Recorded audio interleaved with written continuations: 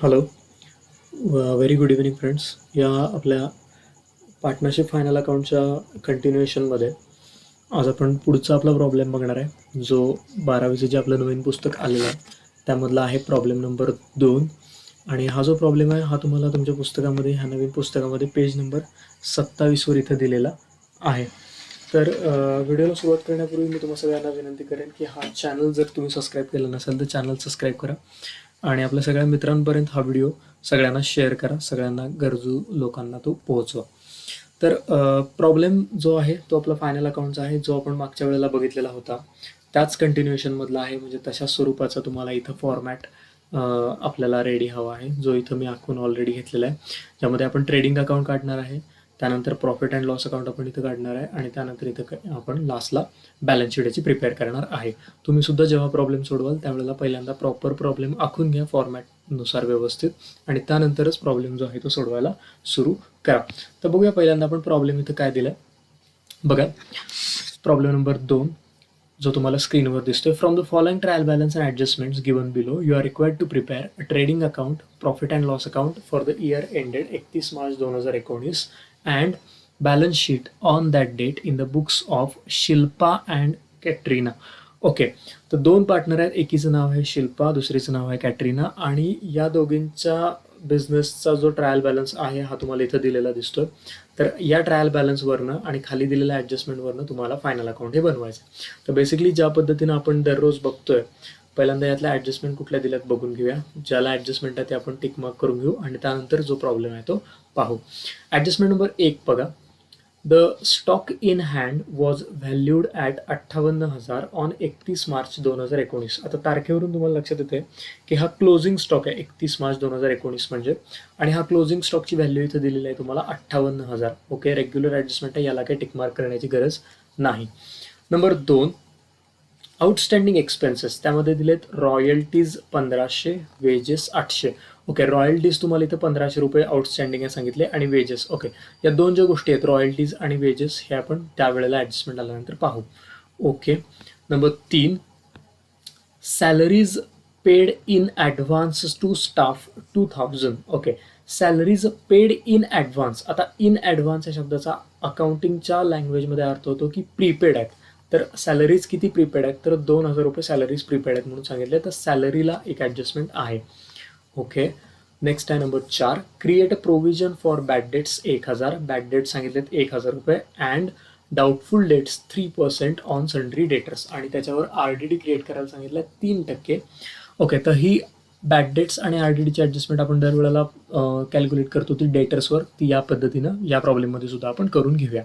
Okay, number 5 आहे depreciate land building by 5% and furniture by 10%. Normal डिप्रिसिएशनची adjustment आहे 10% आहे फर्निचरला, आणि लँड अँड बिल्डिंगला इथे दिलेलं आहे 5%. तर बेसिक ॲडजस्टमेंट आहेत प्रीपेड एक्सपेन्सेस असतील, आउटस्टँडिंग एक्सपेन्सेस असतील, क्लोजिंग स्टॉक असेल आणि डिप्रिसिएशन असेल. काय नवीन ॲडजस्टमेंट यामध्ये नाही आहेत.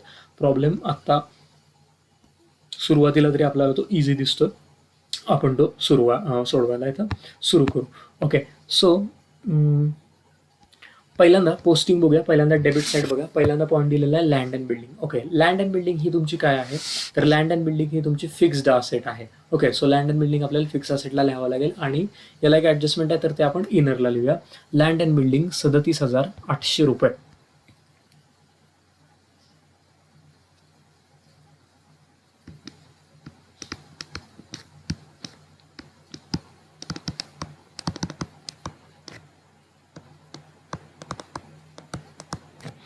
ओके, तर मी हे इनरला लिहिलं आहे लँड अँड बिल्डिंग, कारण ह्याला एक ॲडजस्टमेंट इथं दिलेलं आहे यामुळं. ओके, नेक्स्ट आहे फर्निचर. फर्निचर इथं दिलं आहे 17,250 रुपये. आता फर्निचरला पण बघा इथं लास्टची ॲडजस्टमेंट सांगितलेली आहे डिप्रिसिएशनची. ह्या फर्निचर ही सुद्धा तुमची काय आहे, तर ही सुद्धा तुमची फिक्स असेट आहे, त्यामुळे आपल्याला ते फिक्स असेटमध्ये लिहावं लागेल. फर्निचर 17,250 रुपये.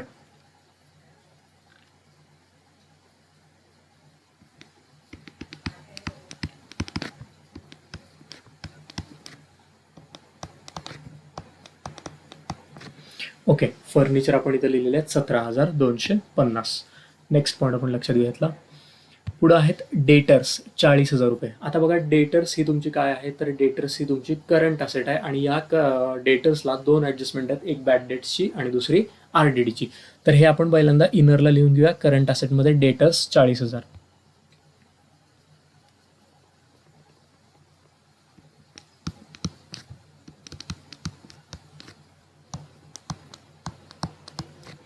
ओके, तर हे डेटर्स आपण इथे लिहून घेतले. Current असेटमध्ये debtors 40,000.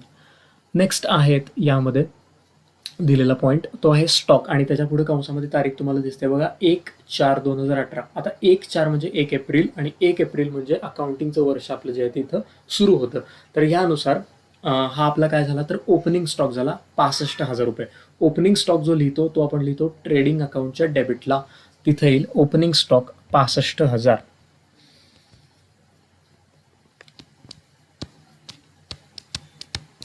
Okay, opening stock आपण लिहिला इथं 65,000 रुपये. नेक्स्ट आहे यामध्ये बॅकडेट्स 400 रुपये. बॅकडेट्स म्हणजे बुडलेले पैसे, म्हणजे एक प्रकारचा तोटा, आणि हा जो तोटा असतो हा आपण लिहितो प्रॉफिट अँड लॉस अकाउंटच्या डेबिटला. तर बॅकडेट्स येतील PLच्या डेबिटला 400 रुपये.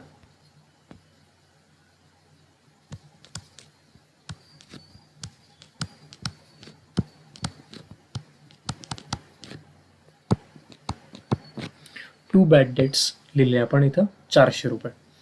ओके, नेक्स्ट पॉईंट आहे यामध्ये दिलेला प्रिंटिंग अँड स्टेशनरी 4,000 रुपये. प्रिंटिंग अँड स्टेशनरी हा ऑफिसमध्ये होणारा खर्च आहे, त्यामुळे हा आपण लिहिणार प्रॉफिट अँड लॉस अकाउंटच्या डेबिटला टू प्रिंटिंग अँड स्टेशनरी 4,000 रुपये.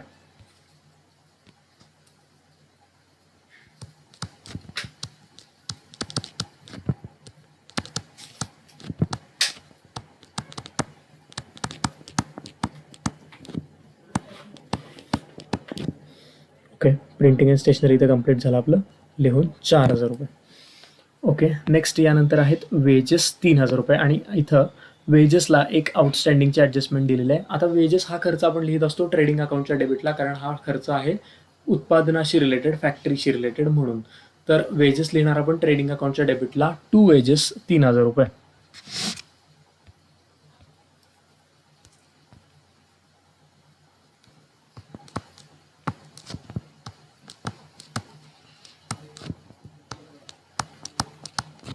ओके, हे इनरला लिहिले कारण ह्याला एक ॲडजस्टमेंट यांनी सांगितलेली आहे म्हणून. ओके, नेक्स्ट आहेत सॅलरीज. ह्या आहेत इथं 5,000 आणि सॅलरीला सुद्धा एक ॲडजस्टमेंट दिले. आता सॅलरी हा खर्च आपण लिहितो प्रॉफिट अँड लॉस अकाउंटच्या डेबिटला, तर त्यानुसार हे लिहूया आपण टू सॅलरीज 5,000 रुपये.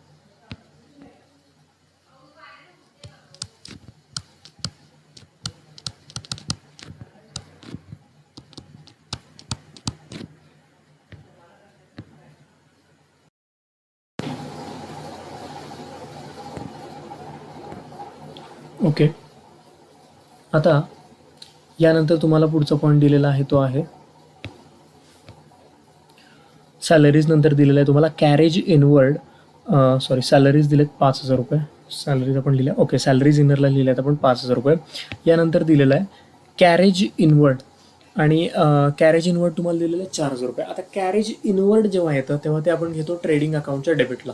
तर हे पहिल्यांदा लिहावं लागेल आपल्याला ट्रेडिंग अकाउंटच्या डेबिटला. आणि जेव्हा कॅरेज आउटवर्ड येतं इन केस एखाद्या प्रॉब्लेममध्ये, तेव्हा तुम्हाला ते लिहायचं असतं प्रॉफिट अँड लॉस अकाउंटच्या डेबिटला. आत्ता इनवर्ड इथं आलेलं आहे, तर हे आपल्याला ट्रेडिंग अकाउंटच्या डेबिटला लिहावं लागेल.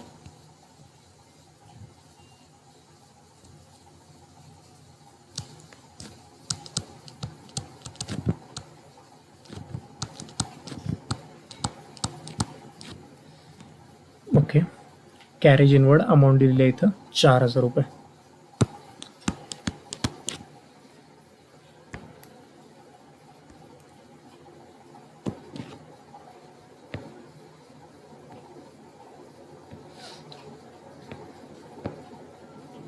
यानंतर इथं आहे सेल्स रिटर्न 2,000 रुपये. आता आपण कालच्या प्रॉब्लेममध्ये सुद्धा बघितलेलं, सेल्स रिटर्न जे असतात ते आपण सेल्समधनं वजा करतो. ओके, सो हे सेल्समधनं वजा करायचे. सेल्स जिथं तुम्ही लिहिता त्याच्या खाली लेस रिटर्न्स लिहायचे आणि त्यातनं ते वजा करायचे.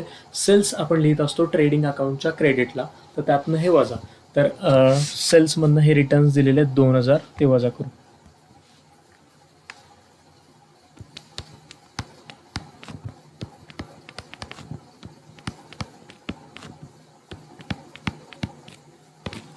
ओके, तर हे इथं सेल्स रिटर्न लिहिलेले आहेत आपण. लेस रिटर्न्स अमाऊंट जी लिहिले आहेत 2,000 रुपये. ओके, नेक्स्ट यानंतर आहे पॉईंट दिलेला ड्रॉइंग्स. ओके, ड्रॉइंग्समध्ये शिल्पा आणि कॅटरीना 2,000 आणि 3,000 असे दिलेत. आता ड्रॉइंग्स म्हणजे काय, तर व्यवसायातून यांनी जे पैसे काढून घेतलेले असतात खाजगी वापरासाठी त्याला आपण ड्रॉइंग्स असं म्हणतो. आणि ड्रॉइंग जे असतं ते नेहमी आपण कॅपिटलमधनं ज्याच्या त्याच्या वजा करत असतो. त्यानुसार पहिल्यांदा आपण कॅपिटल ह्यांचं मांडून घेऊया आणि त्यामधून दोघांचं ड्रॉइंग जे आहे ते वजा करू. कॅपिटल आपण लिहितो लायबिलिटी बाजूला. पहिल्या पार्टनरचं नाव आहे इथं शिल्पा आणि दुसऱ्या पार्टनरचं नाव आहे इथं कॅटरीना.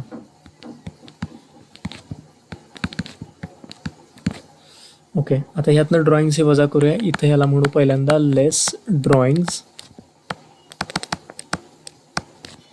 आणि हे सुद्धा लेस ड्रॉइंग्स. ओके, आता दोघांचे ड्रॉइंग्स किती दिले तिथं बघा. पहिल्याचं आहे 2,000 आणि दुसऱ्याचं आहे 3,000.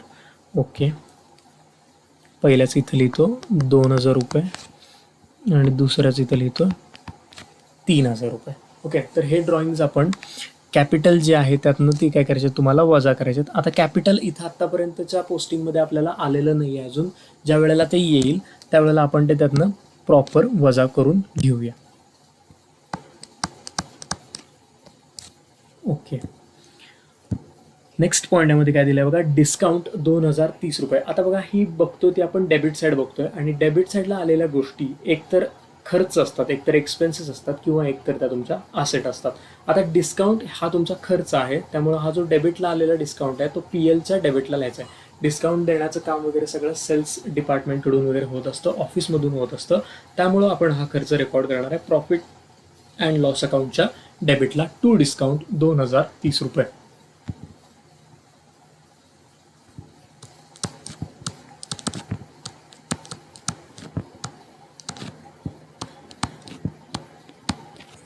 टू डिस्काउंट अमाऊंट आहे 2,030 रुपये. नेक्स्ट आहे यानंतर महत्त्वाचा पुढचा point, advance given to Shahrukh. Okay, advance given to Shahrukh आणि हा आलेला आहे डेबिटला. मी आत्ताच तुम्हाला सांगितलं डेबिटला आलेली गोष्ट एकतर तुमची असेट असते किंवा एकतर ही तुमचा तो खर्च असतो. आता ॲडव्हान्स शाहरुखला दिला याचा अर्थ काय आहे की आपण शाहरुखला काहीतरी उधार पैसे दिलेले आणि उधार पैसे दिल्यानंतर कधी ना कधी तो पुढचा जो व्यक्ती आहे तो आपल्याला हे पैसे वापस देणार आहे, परत देणार आहे. त्यामुळे ही आपली काय आहे तर असेट आहे आणि हा ॲडव्हान्स आपण इथं असं गृहीत धरूया की एका छोट्या कालावधीसाठी दिला आहे, म्हणजे किमान 1 वर्षाच्या आतमध्ये ते पैसे आपल्याला परत मिळतील. त्यामुळे ही तुमची काय होते तर करंट ॲसेट होते. कोणताही दिलेला ॲडव्हान्स जो असतो मित्रांनो ती आपली करंट ॲसेट असते आणि ही ॲडव्हान्स गिवन टू शाहरुख ही आपली करंट ॲसेट आहे. त्यामुळे हे आपण लिहूया करंट ॲसेट बाजूला 10,000 रुपये.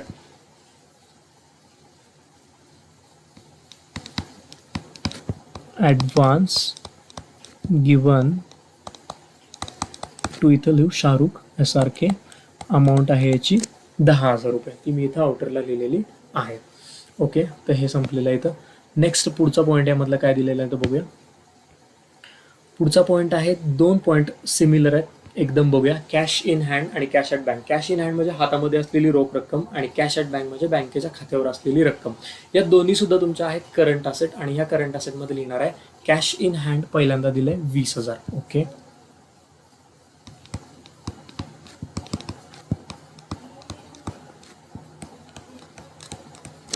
Cash in hand 20,000.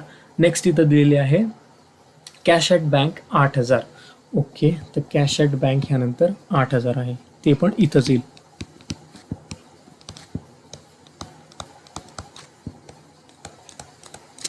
Okay, so cash at bank इथं दिलं आहे 8,000. तर दोन्ही गोष्टी करंट असेट होत्या म्हणून आपण तिथं लिहून घेतल्या.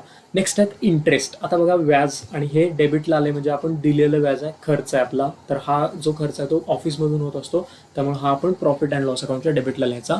टू इंटरेस्ट 1,000 रुपये.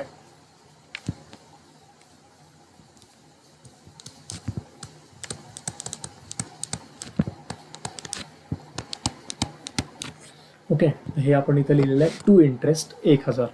यानंतर नेक्स्ट पॉईंट काय बघूया, कमिशन 2,000 रुपये. आता हे सुद्धा डेबिटला आले याचा अर्थ आपण दिलेलं कमिशन आहे, आपला खर्च आहे. हा सुद्धा खर्च ऑफिसमधून होतो त्यामुळे हा PL अकाउंटच्या डेबिटला. टू कमिशन 2,000 रुपये.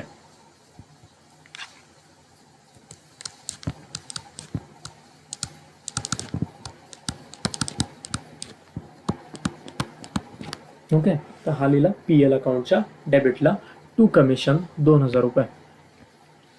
नेक्स्ट आहे रॉयल्टीज 2000 रुपये. आता बघा, रॉयल्टीज म्हणजे मी काल सांगितलं, कालच्या प्रॉब्लेममध्ये सुद्धा आलं होतं हे, की रॉयल्टीज म्हणजे शासनाला भरला जाणारा एक प्रकारचा कर, आणि हा उत्पादनाच्या साठी भरावा लागतो. त्यामुळे हा खर्च आपण लिहितो ट्रेडिंग अकाउंटच्या डेबिटला. आणि रॉयल्टीजला एक ॲडजस्टमेंट आहे, त्यामुळे हा आपल्याला इनरला लिहावं लागेल. 2 रॉयल्टीज 2000 रुपये.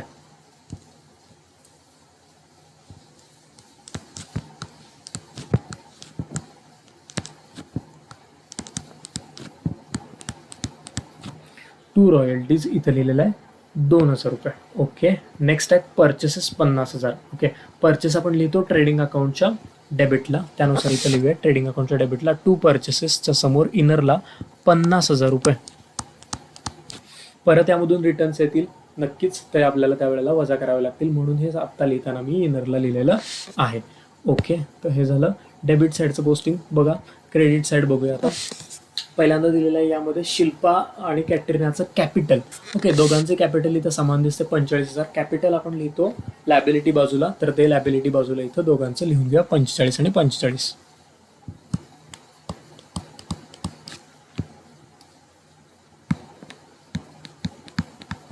आता बघा, ही वजाबाकी करायची आहे मला, त्यातनं ड्रॉइंग्स वजा करायचे आहेत. 45मधून 2 गेले, मी इनरलाच लिहितो इथं 43,000, कारण अजून यामध्ये काही गोष्टी वजा अधिक होणार आहेत. आणि इथं 45मधून 2 गेले, राहतील इथं 42,000.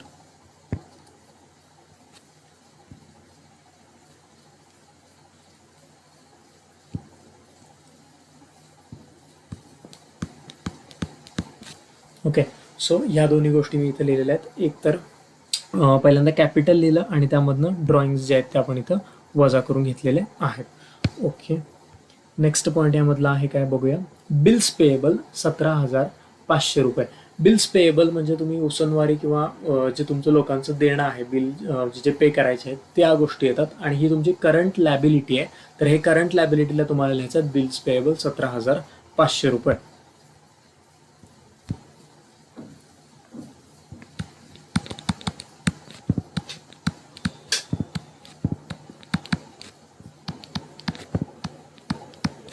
ओके, सो बिल्स पेबल आपण लिहिले करंट लायबिलिटीला 17,500 रुपये. नेक्स्ट आहेत बँक ओव्हरड्राफ्ट 10,000. बँक ओव्हरड्राफ्ट ही सुद्धा तुमची करंट लायबिलिटी आहे. बँकेचा असलेला आपल्याला ज्याला आपण CC म्हणतो, कॅश क्रेडिट म्हणतो, तर ते कॅश क्रेडिटलाच हा शब्द समान आहे. बँक ओव्हरड्राफ्ट 10,000 रुपये.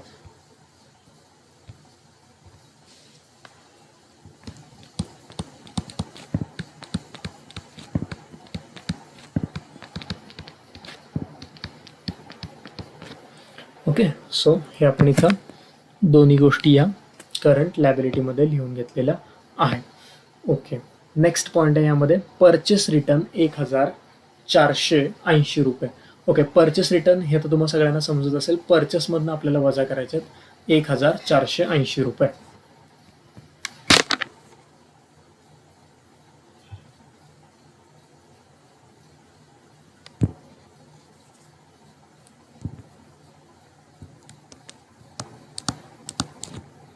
परचेसच्या खाली आपण याला म्हणूया लेस रिटर्न्स 1,480 रुपये. आणि याची वजाबाकी केल्यावर बाहेर किती राहतात बघूया.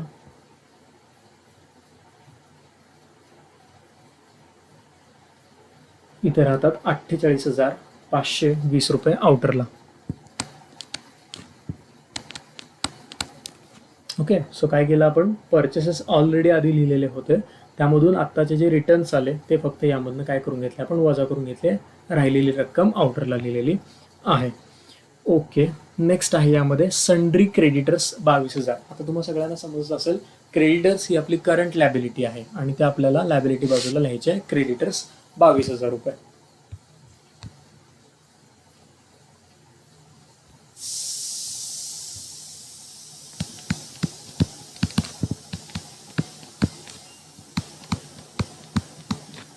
क्रेडिटर्स इथं दिलेले आहेत 22,000 रुपये.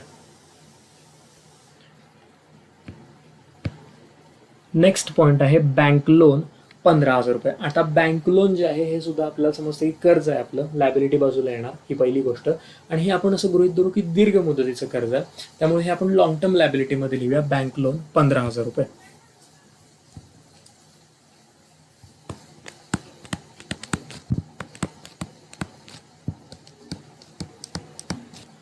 ओके, सो हे बँक लोन झालं इथं 15,000 रुपये.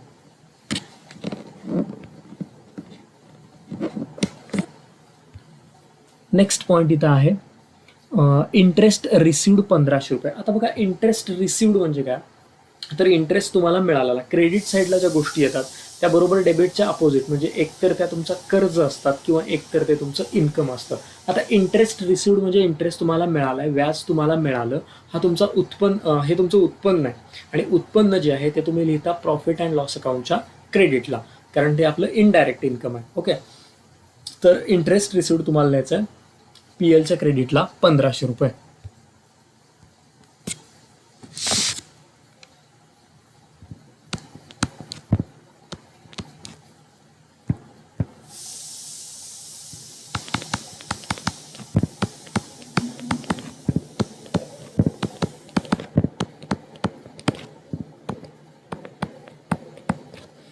बाय इंटरेस्ट रिसिव्ड आपण लिहिलं 1500 रुपये. ओके, नेक्स्ट आहे इथं RDD. आता बघा क्रेडिटला आलेला RDD मी पीएलच्या क्रेडिटला लिहितो, त्यामुळं हा पण पीएलच्या क्रेडिटला लिहूया बाय RDD 1000 रुपये. सिम्पल वे आहे जो पुस्तकामध्ये मे बी डिफरंट असू शकतो. ह्या पॉईंटच्या बाबतीमध्ये RDDच्या बाबतीमध्ये जर डेबिटला RDD असेल तर तो पीएलच्या डेबिटला लिहिता, जर क्रेडिटला RDDला असेल तर तो आपण पीएलच्या क्रेडिटला लिहितो. त्यानुसार बाय RDD आपण इथं लिहूया 1000 रुपये.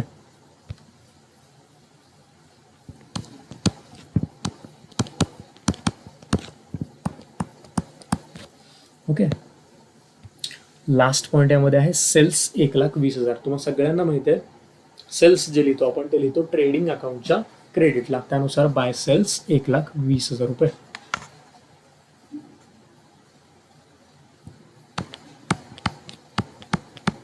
ओके, आता सेल्स 1,20,000 आहेत, त्यातून 2,000 रुपये तुम्हाला रिटर्न्स जे आहेत ते वजा करायचे आहेत. 21 2 गेले आउटरला, तरी 1,18,000 रुपये.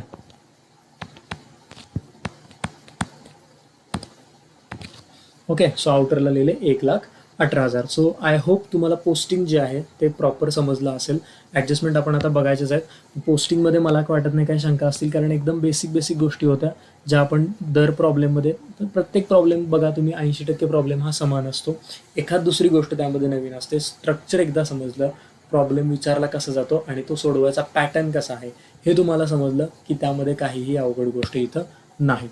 ओके, नेक्स्ट बघा ॲडजस्टमेंटचा पॉईंट बघा. यात कोणतीही हिडन ॲडजस्टमेंट दिलेली नाही आहे. यात काय व्याज वगैरे काढायला सांगितलेलं नाही आहे किंवा प्रीपेड्स वगैरे किंवा आउटस्टँडिंग असं काही हा हिडन काही स्वरूपामध्ये दिलेलं नाही. ॲडजस्टमेंट नंबर 1 बघूया. Stock in hand was valued at 58,000 on 31 March 2019.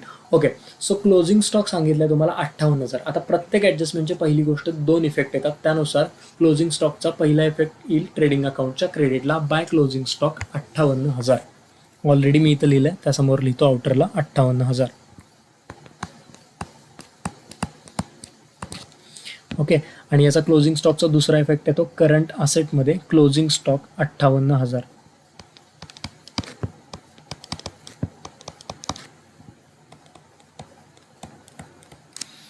Okay, so तो आपण एक रेश मारून घेऊ.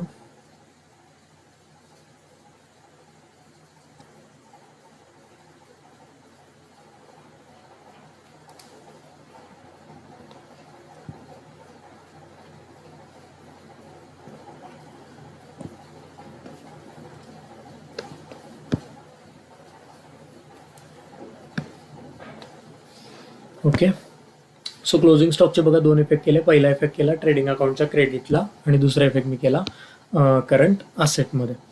ओके, नेक्स्ट आहे आउटस्टँडिंग एक्सपेन्सेस. त्यामध्ये पहिला दिलेला आहे रॉयल्टीज 1500. आता आउटस्टँडिंग या शब्दाचा अर्थ काय होतो की याच वर्षातला खर्च आहे पण जो करायचा राहून गेलेला आहे. ओके, सो आउटस्टँडिंग म्हटलं की पहिलं म्हणायचं संबंधित खर्चामध्ये ॲड.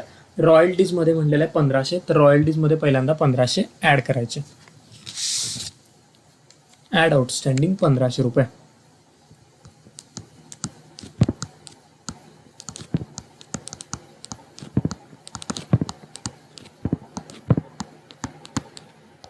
याची टोटल इथं बाहेर लिहूया 2,000 आणि 1 3,500 रुपये. आणि आउटस्टँडिंग म्हणजे तुमचं देणं असतं, हे तुम्हाला देणं द्यायला लागणार असतं, त्यामुळे हे दुसरा इफेक्ट याचा लिहायचा आहे करंट लायबिलिटीमध्ये.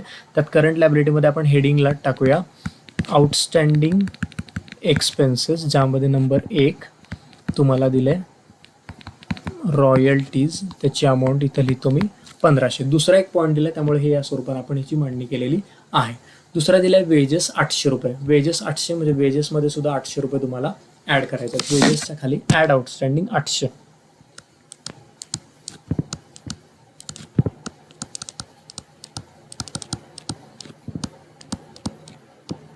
3000 अधिक 800 आउटरला येतील 3800 रुपये. आणि ह्याचा सुद्धा दुसरा इफेक्ट जो करायचा आहे तो करायचा आपल्याला करंट लायबिलिटीमध्ये. वेजेस 800 रुपये.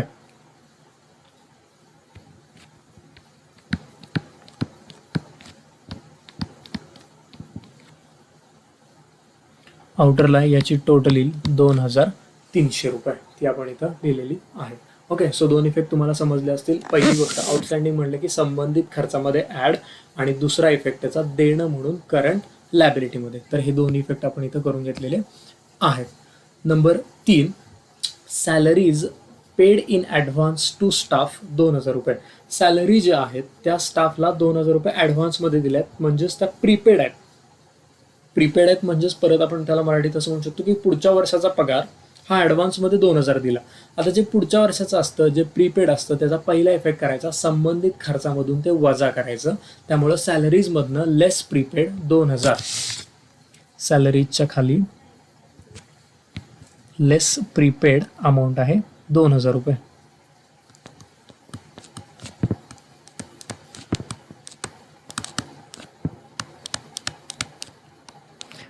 आउटरला यांची वजाबाकी 3000 रुपये लिहिलेले. आणि आता प्रीपेडचा दुसरा इफेक्ट येतो करंट असेटमध्ये. ओके, सो करंट असेटमध्ये याचा दुसरा इफेक्ट लिहूया. प्रीपेड सॅलरी 2000 रुपये.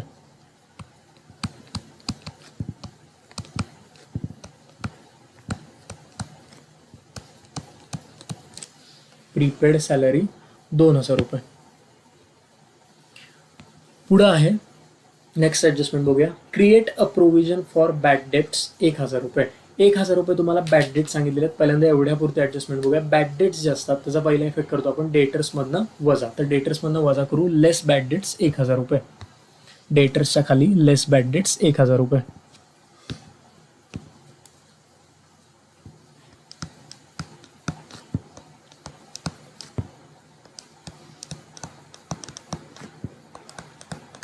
वजाबाकी येतं लिहूया. 40मधून 1 गेले, इथं राहतील 39,000 रुपये. आणि बॅड डेट्स म्हणजे बुडलेले पैसे म्हणजे तोटा.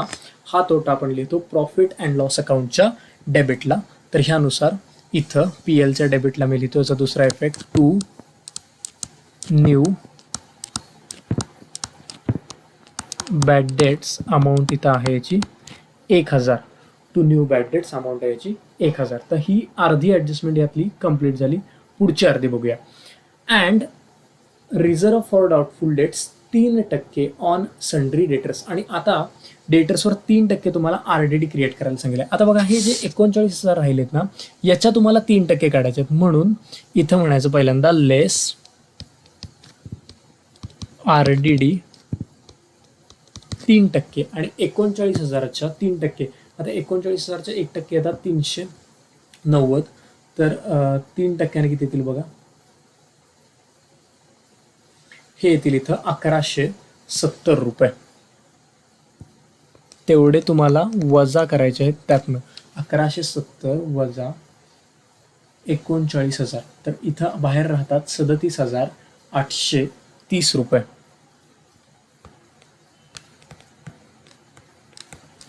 37,830 रुपये. आता RDD म्हणजे एक प्रकारची प्रोव्हिजन असते. प्रोव्हिजनचा मराठी त्याला म्हणतो आपण तरतूद. आणि एखाद्या पैशाची तरतूद करतो म्हणजे ते पैसे आपण बाजूला काढून ठेवतो. म्हणून याला एखाद्या खर्चाप्रमाणे ट्रीटमेंट दिली जाते. आणि हा सुद्धा याचा इफेक्ट सुद्धा करायचा आहे तुम्हाला PL अकाउंटच्या डेबिटला to RDD 1170.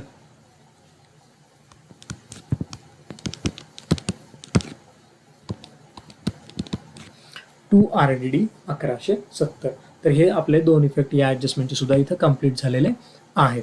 Okay, last adjustment बघूया. त्यामध्ये first point, depreciate land building by 5%. Land बिल्डिंगवर 5% डिप्रिसिएशन करा म्हणून सांगितले. ओके, सो लँड बिल्डिंगवर 5% डिप्रिसिएशन करूया आपण.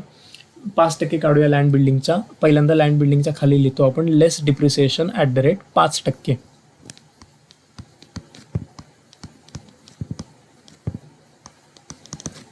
ओके. आणि बघा 10% येतील 3780. 3780च्या निम्मे जे असतील ते याचे असतील 5%. 3780 भागिले 2 म्हणजे इथं येतील 5%, 1890 रुपये. ओके. तर 1890 रुपये 37,800 मधून वजा करूया. इथं बाहेर राहतील 35,910 रुपये.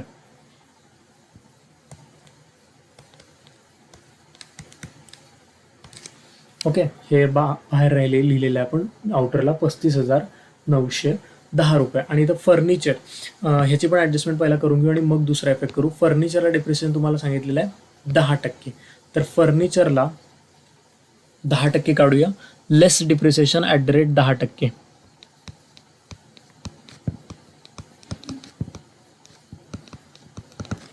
हे येतात इथं 1,725 रुपये 10%. तर एवढे यातनं वजा करूया. 17,250 वजा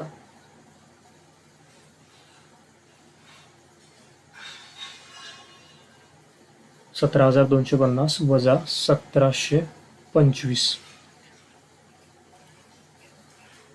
हे येतात 15,525 रुपये आउटरला.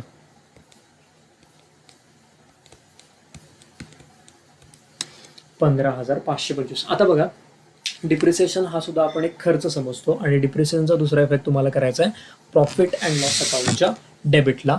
मग अशी ज्या पद्धतीने तुम्ही आउटस्टँडिंगचं केलं ना त्या पद्धतीनेच हा करून घेऊया टू डिप्रिसिएशन,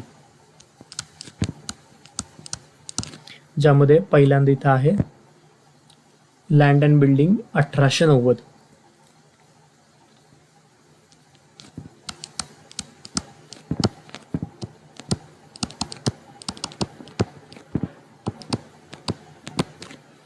ओके. आणि दुसरं आहे फर्निचर 1725.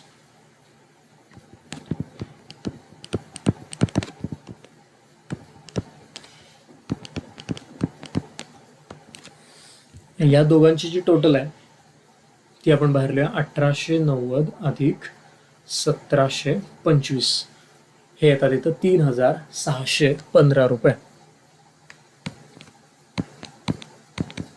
ओके. सो हे झाले 3,615. आय होप सगळ्या ॲडजस्टमेंट आपण कवर केलेल्या आहेत आणि सगळा पार्ट पोस्टिंगचा सुद्धा कवर केलेला आहे. राहिला भाग आहे फक्त आता क्लोजिंगचा, तो आपण हे इथं क्लोज करून घेऊया. ओके. पहिल्यांदा सगळ्यात आपण काय क्लोज करतो तर पहिल्यांदा सगळ्यात क्लोज करतो आपण ट्रेडिंग अकाउंट. तर पहिल्यांदा ट्रेडिंग अकाउंट इथं क्लोज करून घेऊया.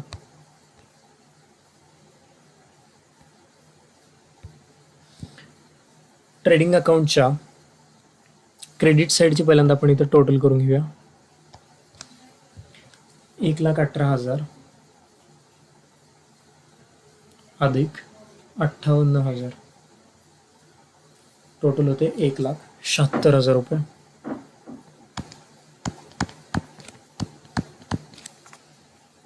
ओके. जी टोटल आहे तीच इकडे आपण जी क्रेडिटची टोटल आहे तीच इकडे डेबिटला लिहून घेऊ. 1,76,000 रुपये. 1,76,000 रुपये. ठीक आहे.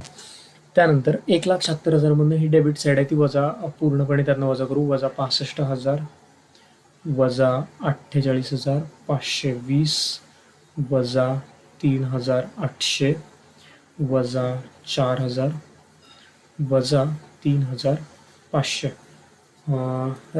राहणारी जी रक्कम आहे ती आहे 51,180 रुपये आणि ह्याला आपण म्हणतो ग्रॉस प्रॉफिट. 51,180.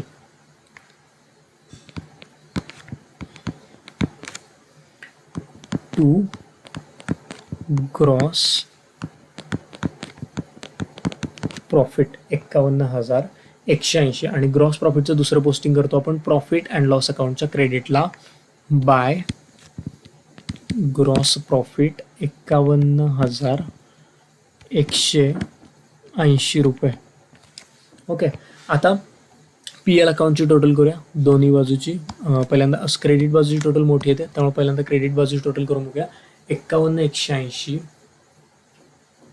अधिक 1,000 अधिक 1,500 टोटल येते 53,680 रुपये.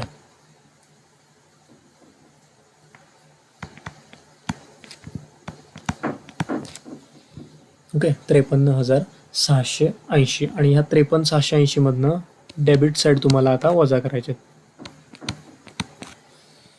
ओके, 53,680 वजा 3,615 वजा 1,170 वजा 1,000 वजा 2,000 वजा 1,000 वजा 2,030 वजा 3,000 वजा 4,400. नेट प्रॉफिट राहतोय 35,465 रुपये. बरोबर आहे, 35,465 रुपये एवढा राहतोय तुमचा नेट प्रॉफिट.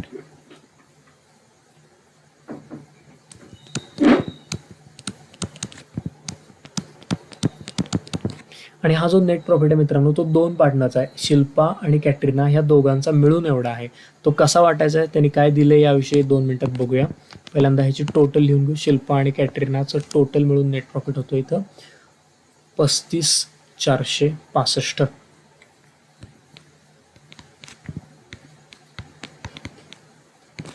ओके, आणि यामध्ये बघूया काय ह्यांनी दिले प्रॉफिट कसा वाटायचा ह्याविषयी. वर जेव्हा प्रॉब्लेम सुरू होते त्यावेळेला ह्यांनी काय बोललेले नाही आहेत. ओके, इथं काय सांगितलेलं नाही कशा पद्धतीनं रेशो आहे. प्रॉब्लेम झाल्यानंतर सुद्धा काही नाही आहे. ओके, ज्या प्रॉब्लेममध्ये तुम्हाला नेट प्रॉफिट कशा पद्धतीनं किंवा कुठल्या रेशोमध्ये वाटायचा हे दिलेलं नसतं त्यावेळेला तो निम्मा वाटून घ्यायचा. मग आता 35,465ला 2 बघूया आपण. तर इथे येतात 17,732 पॉईंटमध्ये येते. आपण पॉईंटमध्ये न ठेवता एकाला प्लस एक रुपये जास्त करू.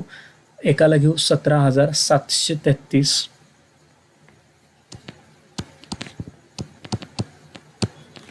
आणि एकाला घेऊ 17,732. ओके, पॉईंटमध्ये येत होतं म्हणून मी एकाला 1 रुपया जास्त ह्या पद्धतीने घेतलेलं आहे. आता बघा, जो नेट प्रॉफिट असतो तो नेट प्रॉफिट तुम्हाला दोन्ही पार्टनरच्या कॅपिटलमध्ये ॲड करायचा आहे. इथं कॅपिटल इथं आहे लिहिलेलं आपण, त्यामध्ये ॲड NP. पहिल्याचं आहे 17,733.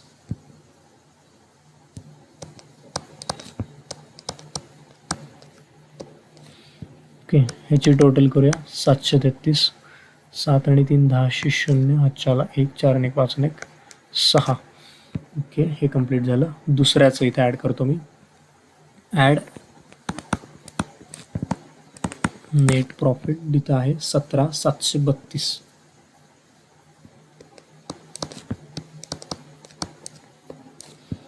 इथं 732, 7 आणि 2 9, 4 आणि 1 5. ओके, सो ह्या पद्धतीने आपण हे टोटल केलेली आहे. आता लास्टला पार्ट राहिला आपला बॅलन्स शीट टॅली करून घ्यायचा. तर आपलं हे कंप्लीट झालं. बॅलन्स शीटच्या लायबिलिटीची आणि असेट साईडची मी टोटल करतो एकदा बघा. 60,733 अधिक 59,732 अधिक 15,000 अधिक 17,500 अधिक 10,000 अधिक 22,000 अधिक 2,300.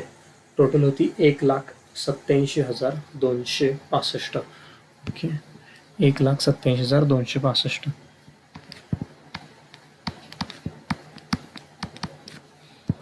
ओके, आता असेट साईडची बघूया. 35,910 रुपये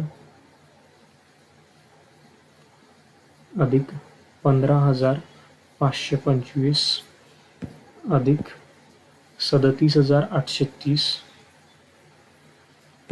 अधिक 20 अधिक 10 30 30 आणि 8 38. ओके 38 त्यानंतर 58 आणि हे लास्ट 2000 1,87,265 एवढं हे टॅली होतं.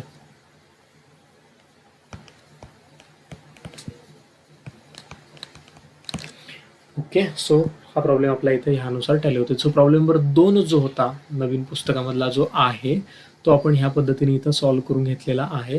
तुम्ही हा प्रॉपर प्रॉब्लेम व्यवस्थित आखून चांगल्या पद्धतीने लिहून घ्या. जर तुम्हाला काही यामध्ये शंका असेल, काही गोष्ट कळाली नसेल किंवा हा व्हिडिओ तुम्हाला कसा वाटला हे मला कमेंट सेक्शनमध्ये जरूर कळवा. Thank you so much.